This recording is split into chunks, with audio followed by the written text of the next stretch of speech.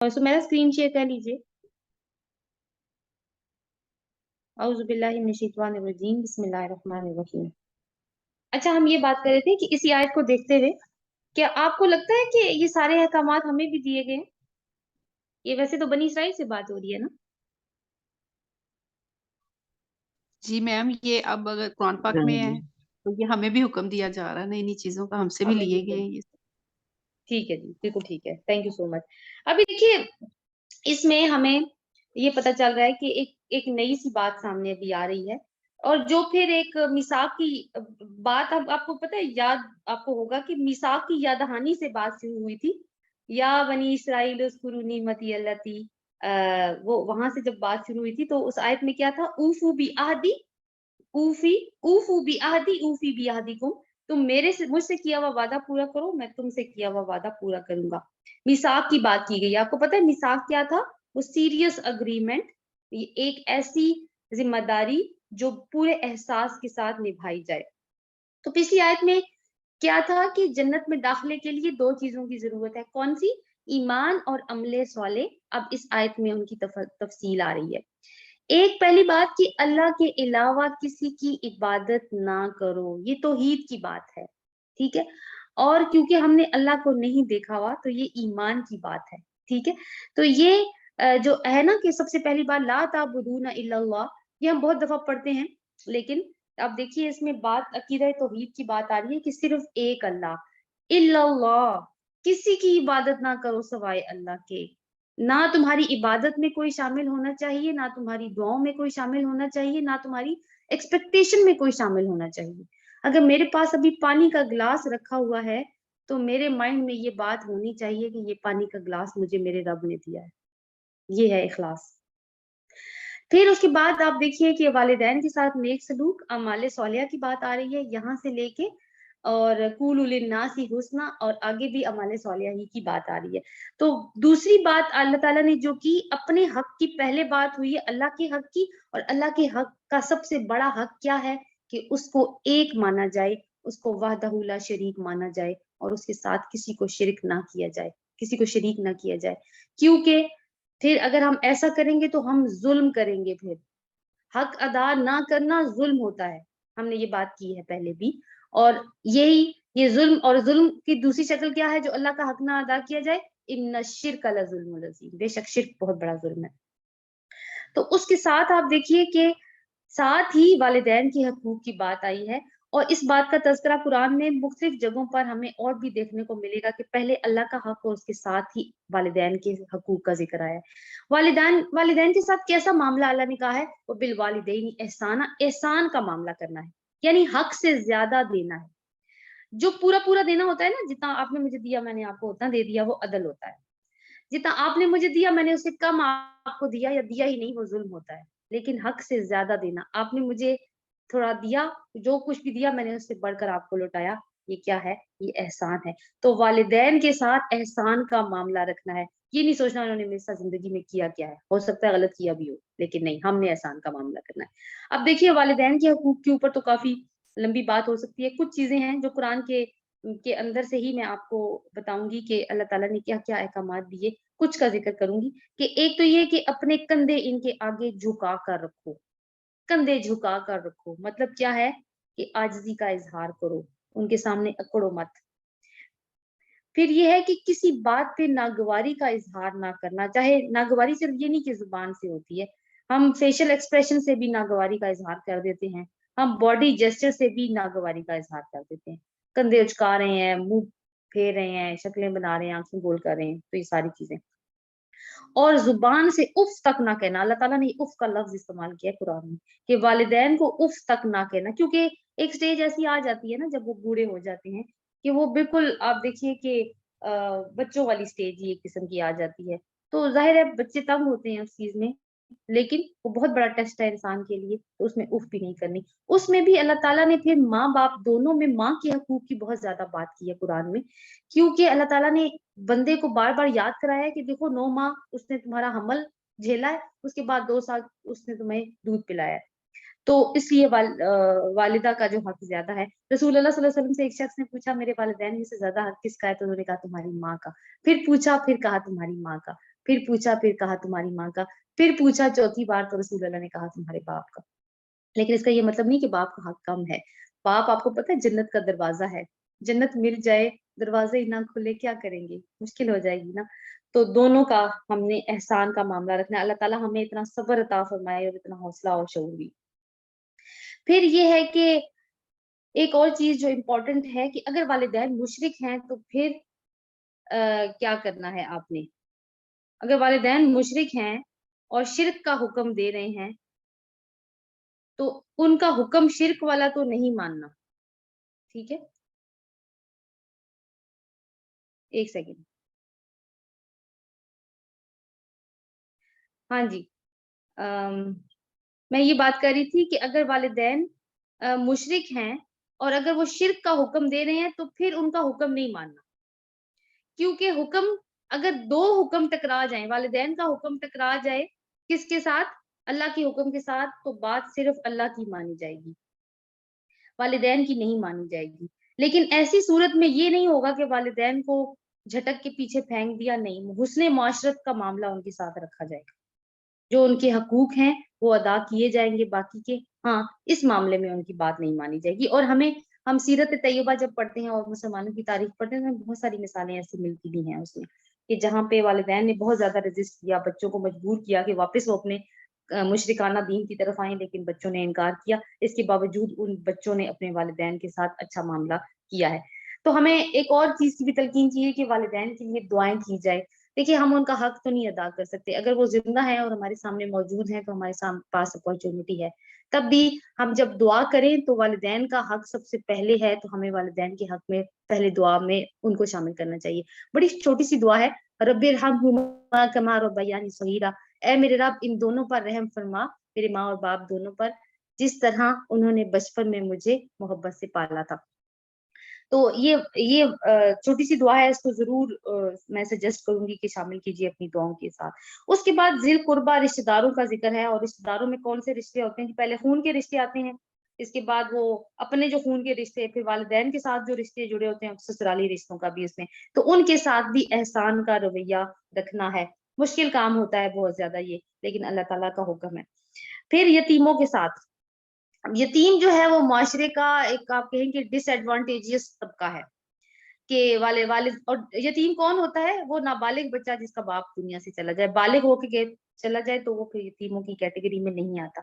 तो ये है कि उनके साथ इंसाफ का मामला, अगर कोई उनका कफील बन गया है तो उनके माल की निगहदाश्त करनी, उनके माल को किसी ऐसी जगह इन्वेस्ट करना जहाँ पे उनका माल जाया ना हो, और फिर उनको बेहतरीन नसीहत करना, उनके साथ अ, अच्छा मामला इस तरह से रखना कि अच्छी सलाह देना, अच्छे तरीके से उनकी परवरिश करना, और फिर उनको जांचते रहना कि जैसे ही वो अपनी अक्ल को पहुंच जाए जहां पे वो अपने जिम्मेदारियों को खुद उठा सके, तो उनकी जिम्मेदारियां फिर उनके हवाले कर देना। तो हमें सबसे पहले तो ये देखना है कि हमारी फैमिली में कोई इस तरह का बच्चा है जिसके साथ यतीमी का मामला है, तो जाहिर है सबसे पहला हक उसी का होगा, क्योंकि वही बात है कि पहले वालिदैन के बाद रिश्तेदारों का हक है। लेकिन अगर ऐसा मामला नहीं है तो फिर अपने आसपास हमें देखना पड़ेगा कि कोई यतीम है, तो फिर अल्लाह ताला ने हक रखा है हमारा उनके ऊपर। फिर अल्लाह ताला ने कहा मिस्कीनों का। मिस्कीन कौन होते हैं, ये वो कैटेगरी हो सकती है, एक लाइक एक तो वो है जो बिल्कुल भी अपना रोजगार नहीं कमा सकते, और आ, मतलब किसी हो सकता है कोई जिस्मानी कमजोरी है या कुछ इस तरह की बात है कि वो नहीं अपने आप को लुक आफ्टर कर पाते, वो लोग भी हैं। दूसरे वो लोग भी मस्कीनों में आते हैं जो कमाते हैं लेकिन उनकी कमाई इतनी नहीं है कि वो उनका गुजर बसर अच्छी तरह से हो सके, तो इन लोगों का भी हमने ख्याल रखना है। और एक और चीज, वकूलु लिन्नासी हुस्ना, लोगों से अच्छे तरीके से बात करना। अब ये जो अच्छे तरीके से बात करना है, इसमें बहुत सारी चीजें शामिल हो जाती हैं कि किस तरह से बात की जाए। एक तो ये है कि नरम गुफ्तगू की जाए, रूडली बात ना की जाए, बामकसद गुफ्तगू हो, आसान बात की जाए, कोलो फेल में तजाद ना हो, गीबतें ना की जाए, लोगों पे तबसरे ना किए जाएं, अगले का मकाम और मर्तबा देख के बात की जाए। अगर बड़े से बात कर रहे हैं तो उसके लिहाज से बात की जाए, छोटे से बात कर रहे हैं तो उसी के लिहाज से बात की जाए। फिर अगर किसी का कोई सोशल स्टेटस है तो उसको भी मलहूज़े खातिर रखा जाए, क्योंकि हमें अपने नबी की सीरत से ये मिसालें भी मिलती हैं। फिर ये है कि दूसरों की दिलचस्पियां क्या हैं, उनको दिलचस्पियों को देख के बात की जाए। इस तरह से बात होती है तो फिर बात चल पड़ती है आगे जाके। फिर सलाम में पहल करना, پھر باڈی لینگویج کا اچھا استعمال کرنا, بہت زیادہ بھی ہاتھ پاؤں نہ ہلانا یا پھر جیسچرز نہ دینا اس طرح سے.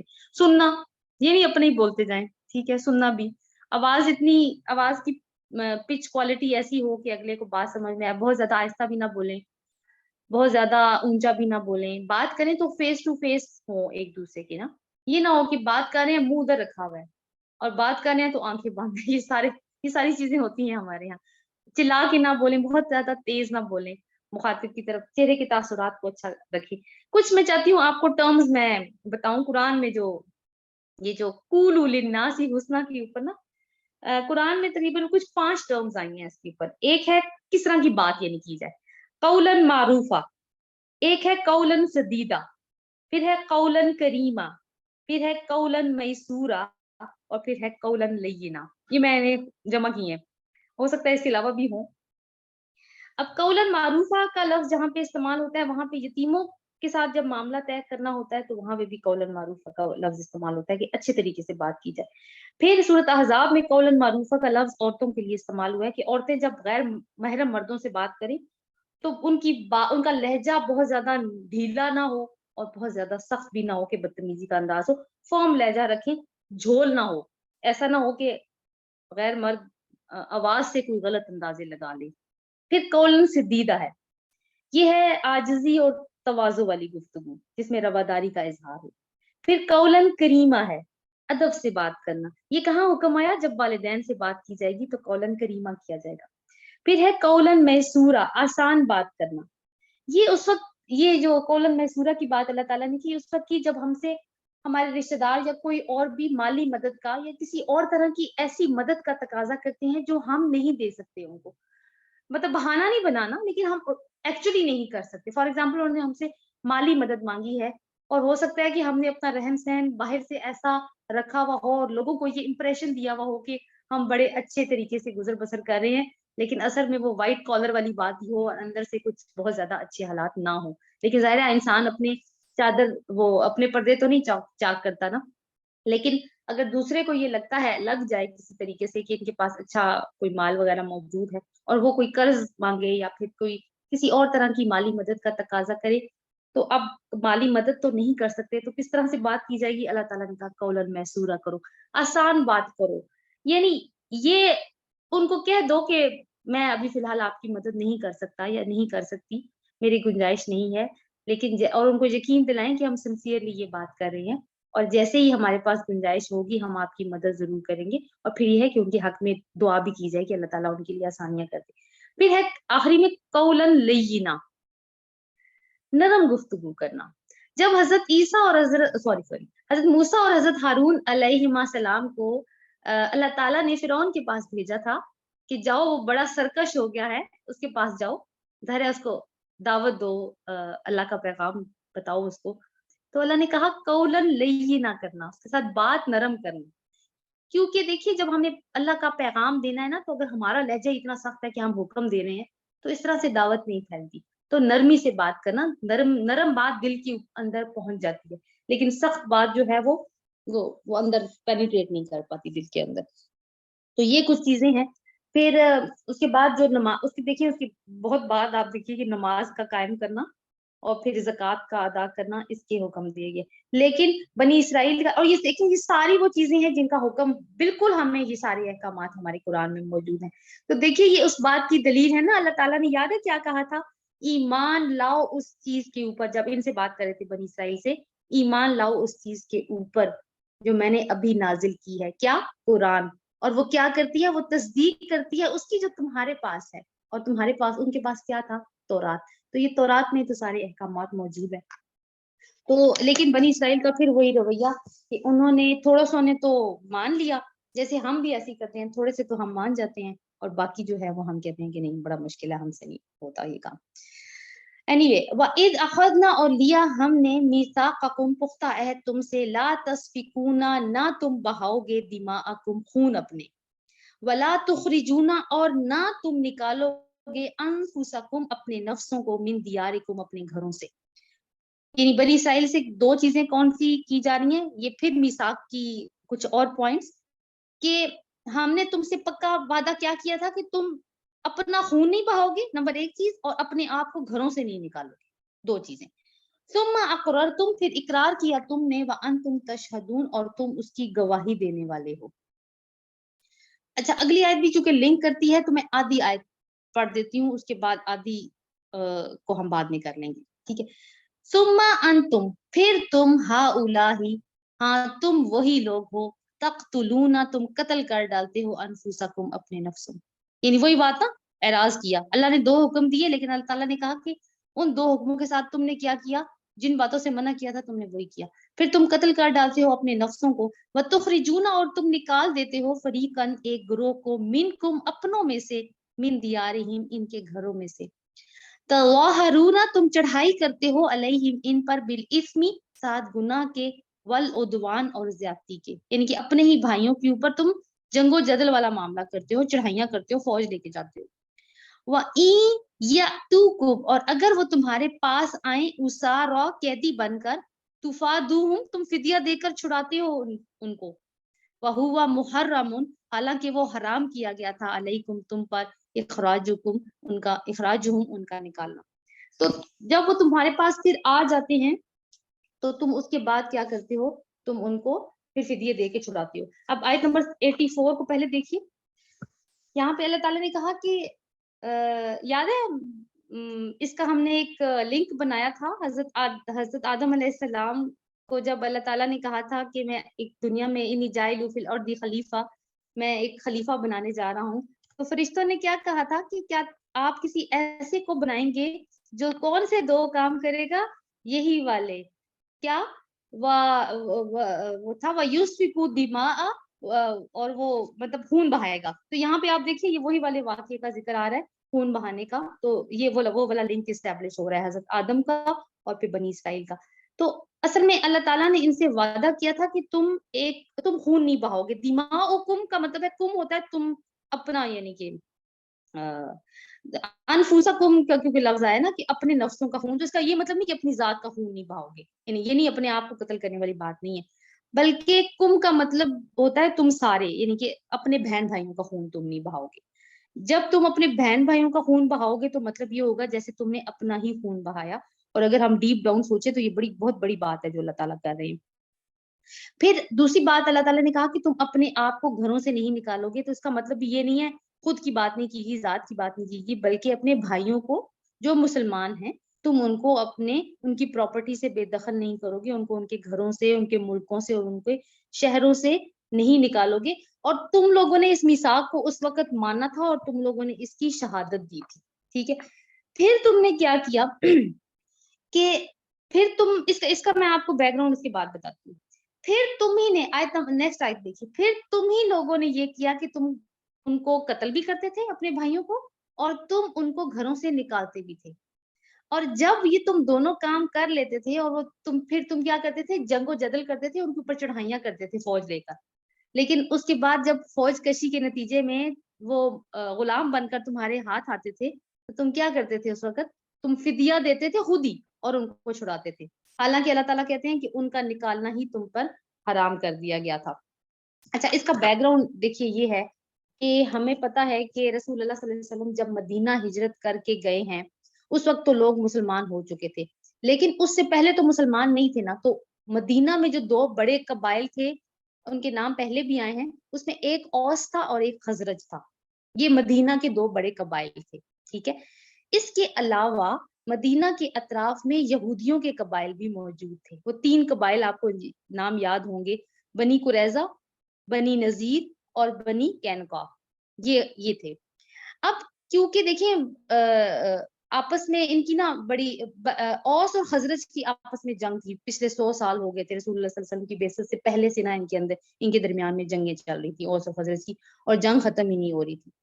اب جو اوس تھا نا, اس کے جو حلیف قبیلہ تھا وہ بنی قریظہ تھا, جو یہود کا قبیلہ تھا, یعنی دوست قبیلہ آپ کہہ سکتے ہیں. اور جو خزرج تھا اس کے 2 حلیف قبیلے تھے, یعنی 2 دوست قبیلے تھے یہود میں سے. کون سے؟ بنی نذیر اور بنی قینقاع. اب جب اوس اور خزرج کی آپس میں جنگ ہوتی تھی تو یہ جو یہود کے قبائل تھے, یہ آپ ظاہر ہے یہ اپنے فرینڈز کے ساتھ کھڑے ہوتے تھے, جب اپنے دوستوں کے ساتھ کھڑے ہوتے تھے تو ظاہر ہے کہ ایک دوسرے کو پھر قتل کرتے تھے. جیسے فار ایگزامپل اوس کی لڑائی ہوئی ہے خزرج کے ساتھ, تو اوس کے ساتھ کون موجود ہے؟ بنی قریظہ. خزرج کے ساتھ کون موجود ہے؟ بنی نذیر اور بنی قینقاع. اب بنی نذیر جو ہیں فار ایگزامپل وہ بنی قینقاع کے لوگوں کو قتل کر رہے ہیں, ان کے گھروں سے ان کو نکال رہے ہیں. تو یہ سچویشن بنی ہوئی تھی. ٹھیک ہے, اب جب یہ سچویشن ہوتی تھی, جو اللہ تعالیٰ نے کہا تم چڑھائی کرتے ہو, اللہ تعالیٰ نے تو منع کر دیا کہ تم قتل نہیں کر سکتے. جب قتل نہیں کر سکتے تو تم جنگ کیسے کر سکتے ہو؟ غلط بات کی تم نے. دونوں مطلب ایک حکم کو توڑنے کے لیے تم نے ایک اور کام بھی کیا. تو پھر اس کے بعد اللہ تعالیٰ کہتے ہیں کہ جب تمہارے پاس وہ قیدی بن کے آتے تھے نا, تو اب تمہیں بڑا احساس جاتا تھا, یار ہمارے بنی اسرائیلی بھائی ہیں, ہمارے مسلمان بھائی ہیں, قیدی بن کے آئے ہیں. اب تم کیا کرتے تھے؟ اب تم فنڈ ریز کرتے تھے اور پیسے جمع کرتے تھے, اور تاکہ ان کو ان کی رہائی کا بندوبست کیا جا سکے.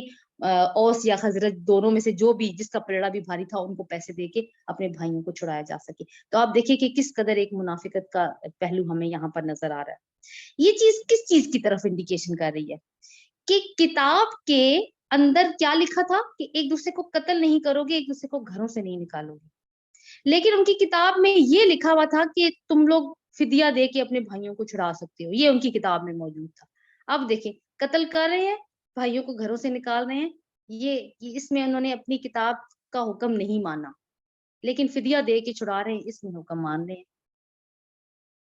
اب آپ اس میں دیکھیے کہ اب ایسا لوگ کیوں کرتے ہیں. یہ ہوتا ہے دین کے ایک حصے کو ماننا اور ایک حصے کو کا انکار کر دینا. یعنی کہ دو اللہ تعالیٰ نے حکم دیے نا ان کو, ایک تو یہ کہ تم قتل اور وہ نہیں کرو گے, مطلب قتل نہیں کرو گے اور گھروں سے نہیں نکالو گے. ٹھیک ہے, لیکن انہوں نے کیا یہ سارا کام. اور لیکن دوسری چیز کیا تھی؟ فدیے کا, کہ تم فدیہ دے کے اپنے بھائیوں کو, کبھی ایسی سچویشن زندگی میں آ جائے تو تم اپنے بھائیوں کو فدیہ دے کے چھڑوا سکتے ہو. اب آدھی چیزوں کے اوپر عمل کر رہے ہیں اور آدھی چیزوں کو عمل نہیں کر رہے. ہم سارے دنیا میں کیوں آئے ہیں؟ کہ ہم اللہ کے دین کی خدمت کریں. لیکن کچھ لوگ کیا چاہتے ہیں کہ دین ان کی خدمت کرے. تو اس آیت میں ایسے ہی لوگوں کی بات ہو رہی ہے. اب آپ اگلی آیت کا حصہ دیکھیں جو بہت زیادہ الارمنگ ہے, ایک بہت بڑی وارننگ ہے اگر ہم سوچیں اس کے اوپر, جو میں نے چھوڑ دیا تھا حصہ. افتؤمنون ببعض الکتاب, کیا پھر تم ایمان لاتے ہو کتاب کے بعض حصے پر, وتکفرون, اور تم کفر کرتے ہو ببعض ساتھ بات کی. فما جزاؤ, تو نہیں بدلا, من یفعل, اس کا جو کرتا ہے, ذالک, یہ, منکم, تم میں سے, یعنی تم میں سے جو کوئی یہ حرکت کرے گا کہ کتاب کے کچھ حصے کو مانے گا, کچھ سے انکار کر دے گا, تو اس کا بدلہ کیا ہے؟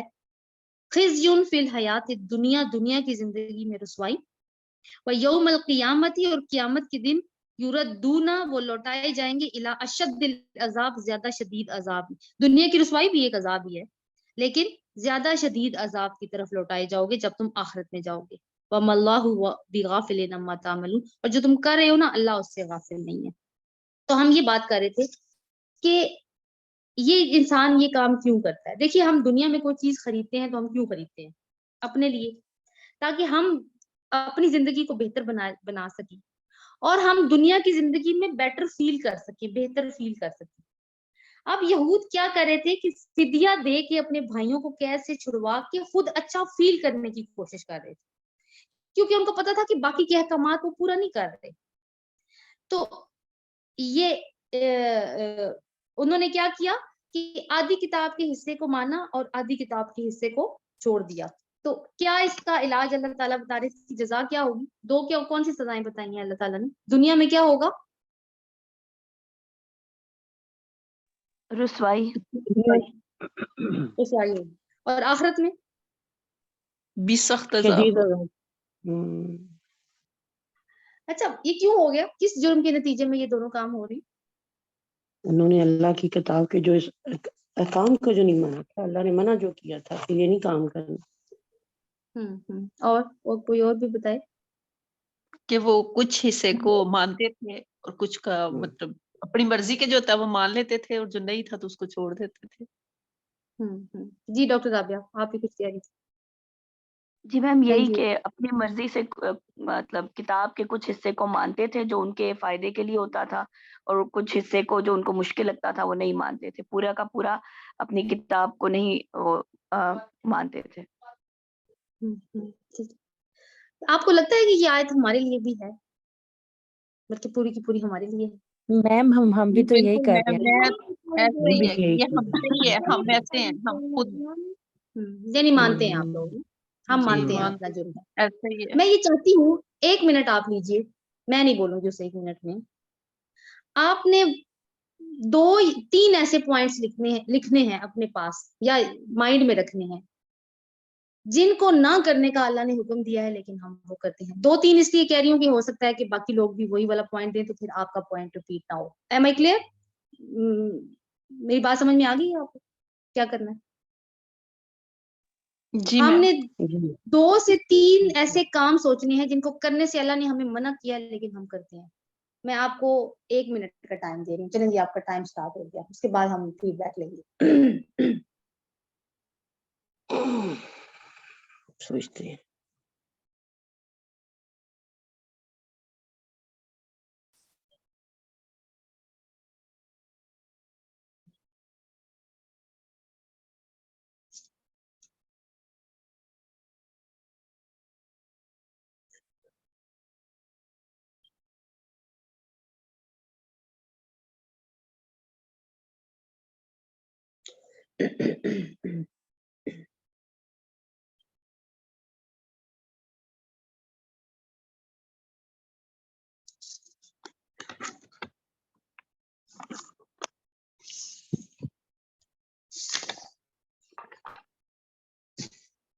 چلیں جی واپس آ جائیے۔ ہاں جی، آج اب ایسے کرتے ہیں کہ الفابیٹیکلی چلتے ہیں، ٹھیک ہے، تاکہ کسی کو میں مس نہ کروں۔ چلیں جی، آمنہ کوئی ایک پوائنٹ۔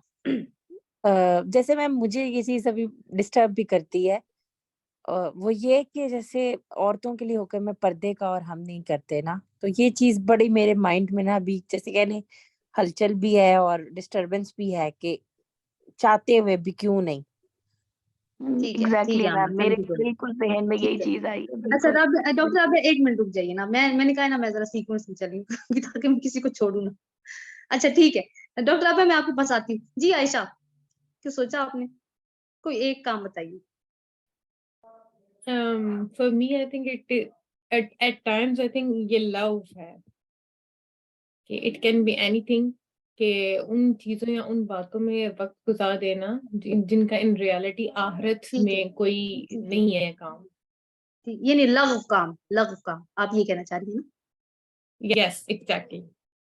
ٹھیک ہے Ayesha, thank you so much, good point. ہاں جی، عائشہ کے بعد کون بنتا ہے جناب؟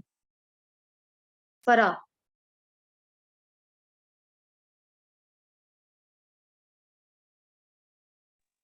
فرا ہیں ہمارے ساتھ؟ ہاں جی فرا۔ جی میم، جی فرا بتائیے گا کوئی ایک پوائنٹ جو آپ نے سوچا ہو۔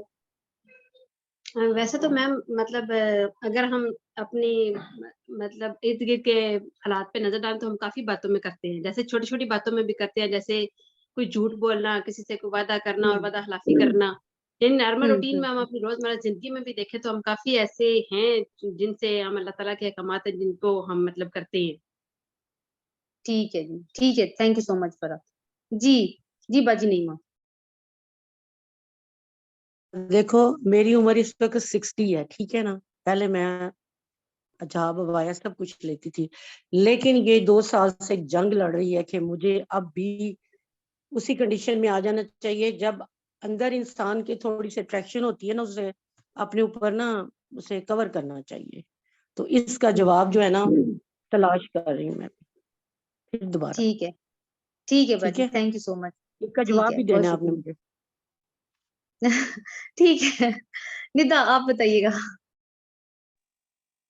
مجھے ایسا لگتا ہے کہ ہماری تو پوری زندگی ایسے ہی ہے کہ ہم اپنی مرضی کرتے ہیں، جیسے شادی بیاہ ہے، اموات ہیں، یا جیسے پردے کے اس میں ہے کہ میں اپنی طرف سے پوری کوشش مطلب کرتی کہ باقی کام کرتی جاؤں، لیکن پردے کا وہی معاملہ آ جاتا ہے کہ اس پہ آ کے پھر رہ جاتے ہیں۔ ٹھیک ہے، کوئی نہیں، وہ ہم جب سورۃ احزاب اور سورۃ نور پڑھیں گے نا انشاءاللہ سب صحیح ہو جائے گا۔ ہاں جی پہلے آر آتا ہے، پہلے ایسا ہوتا ہے، آر آتا ہے نا، ہے نا میری جی ڈاکٹر رابعہ آپ بتائیے، پھر سمیرا آپ کی باری آخر میں. جی میم، پردے کا ہی تھا کہ جب ہمیں پتہ ہے کہ حکم ہے تو ہم اس طرح کمپلیٹلی کیوں نہیں، مطلب میں اپنے لیے کہتی ہوں کہ دوپٹہ لے لیتے ہیں لیکن اس طرح کور کرنا جس طرح حکم ہے وہ کیوں نہیں ہو سک رہا. تو یہ اپنے میں نہیں بہت بڑی کمزوری دکھتی ہے. ٹھیک ہو گیا. ہاں جی سمیرا. جی یہ 3 چیزیں مائنڈ میں آئی تھی. ایک یہی پردے کا، دوسرا وہی جھوٹ سے منع کیا گیا، ہم جھوٹ بولتے ہیں، اور تیسرا سب سے زیادہ غیبت کا. میرا ابھی ریسنٹلی کیمپس چینج ہوا ہے، میں دوسرے کیمپس گئی ہوں. تو اس کیمپس جب میں گئی تھی تو وہاں کی ٹیچرس کے بارے میں مجھے کچھ بھی آئیڈیا نہیں تھا کہ کون کیسی ہے اور کیسی نہیں ہے. بٹ میں نے اسٹارٹ کا فرسٹ ویک ہی جب گزارا تو وہاں جب میں بیٹھتی تھی تو مجھ سے جو بات کی جاتی تھی وہ یہی کی جاتی تھی کہ یہ والی ایسی ہے، اس نے یہ کیا تھا، پورا سال یہ ہوا تھا. اور میں اپنا بھی اگر کہوں تو ہم بھی یہی ہوتا ہے کہ میرا بھی یہی دل چاہتا تھا کہ میں بھی ان کو یہ بتاؤں کہ میرا پریویس جو کیمپس تھا اس میں بھی یہی کچھ اور ہوتا. تو یہ چیز بہت زیادہ ہے. ٹھیک ہے، ٹھیک ہے سمیرا، تھینک یو سو مچ. دیکھیے اس ایکٹیویٹی کا مقصد یہ نہیں ہے. I want to add one thing کہ ہم جی منافق بھی ہیں. چلے آمنا، اللہ تعالیٰ رحم فرمائے. ہم منافقت بھی کرتے ہیں. اس طرح سے ہم رشتوں میں بھی منافقت کرتے ہیں کہ ہم منہ پہ کچھ ہوتے ہیں اور پیچھے سے کچھ ہوتے ہیں. مطلب میرا پوائنٹ آف ویو ہے کہ ہم ایسے ہیں.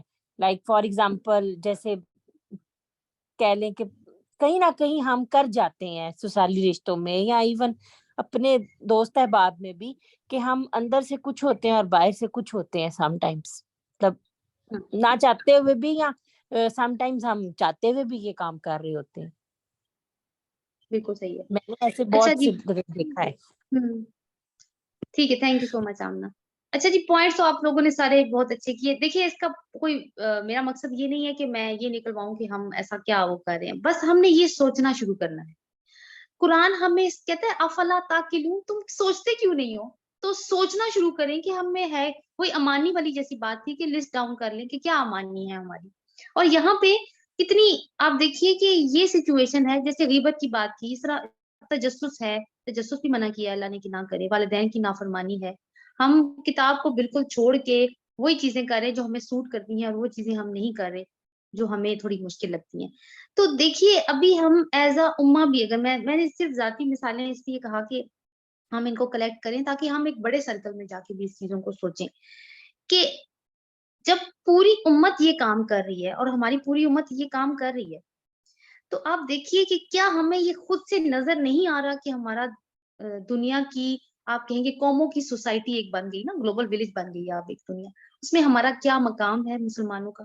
کیا ہم سے کسی معاملے میں رائے لی جاتی ہے؟ کیا ہمیں ایک سیکنڈ کلاس کے سٹیزن کی طرح نہیں ٹریٹ کیا جاتا؟ تو یہ کیا ہے؟ دنیا میں ہماری رسوائی ہو رہی ہے نا. کیا ہم عزت دار اقوام میں شامل ہیں؟ کیوں؟ تم خوار ہوئے تارے کے قرآن ہو کر، اقبال نے کہا تھا. اور پھر دیکھیے یہ جو بات ہے نا کہ یہ جو ہم اندر بھی ایک ہلچل مچی ہوئی ہے، سکون نہیں ہے، باہر بھی چیزیں نظر آتی ہیں کہ رسوائی ہے ہر جگہ پہ. تو یہ چیز کم نہیں ہونے والی.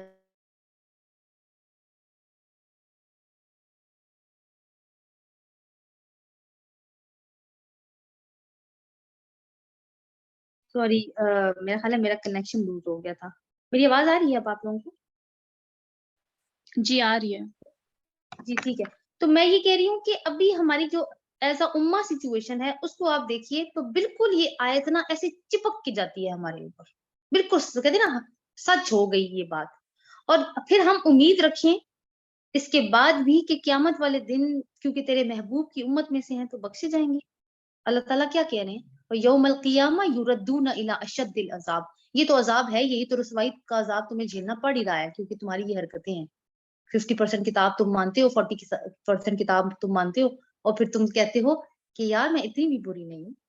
سی اور اللہ تعالیٰ کہتے ہیں تم سارا کچھ کر رہے ہو نا، میں یہ سارا میں غافل، تم غافل ہو، میں غافل نہیں ہوں. میں نے تمہیں چھوڑا ہوا ہے، میں نے تمہیں ٹائم دیا ہوا ہے. میں یہ دیکھ رہا ہوں کہ اس ٹائم میں تم کیا کر کے واپس تو ہونا ہے، واپس تو جانا ہے. اچھا جی آگے اللہ تعالیٰ کہتے ہیں اولئک الذین اشتروا الحیات الدنیا بالآخرہ. یہ لوگ ہیں کون سے؟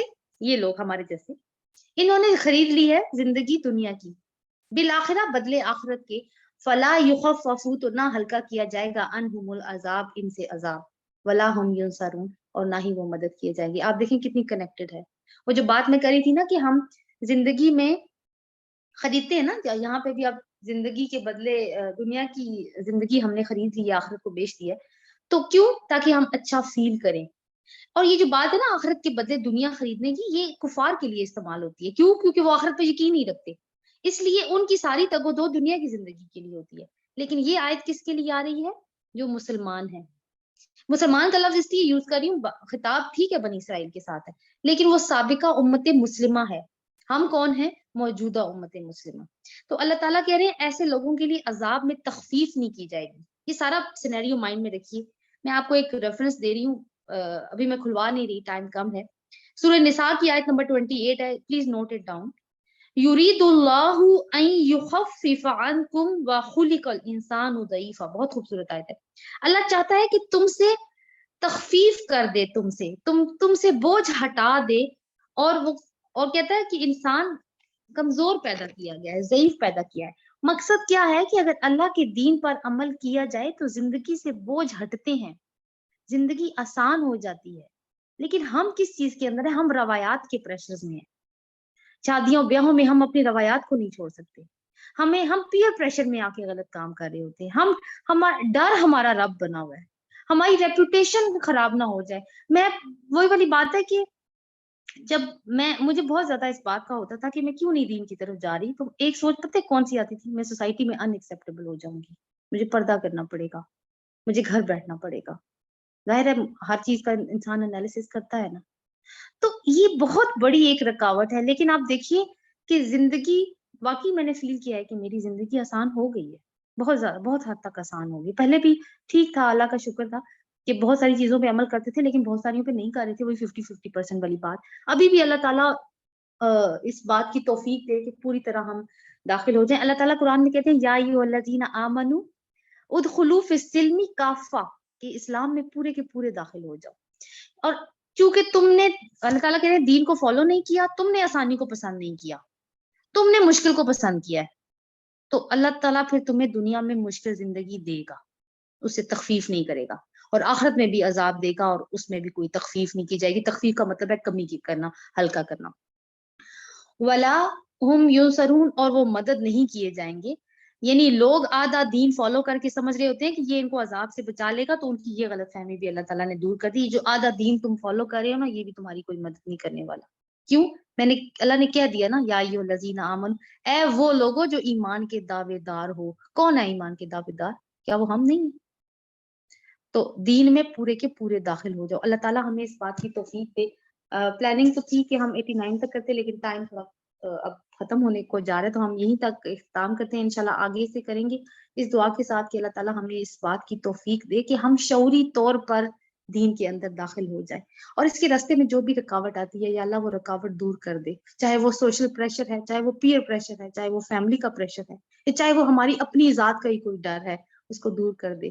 یا اللہ ہمیں دین کو فالو کرنے میں ہمارا ہاتھ پکڑ لے، اہدنا الصراط المستقیم، ہمیں راستہ دکھا، ہمیں چلا، ہمیں منزل تک پہنچا۔ ہم بہت کمزور لوگ ہیں یا اللہ، ہم اس پہ ہم نہیں کر پائیں گے، ایسا نہ ہو کہ ہم آخرت میں خسارہ پانے والوں میں شامل ہو جائے۔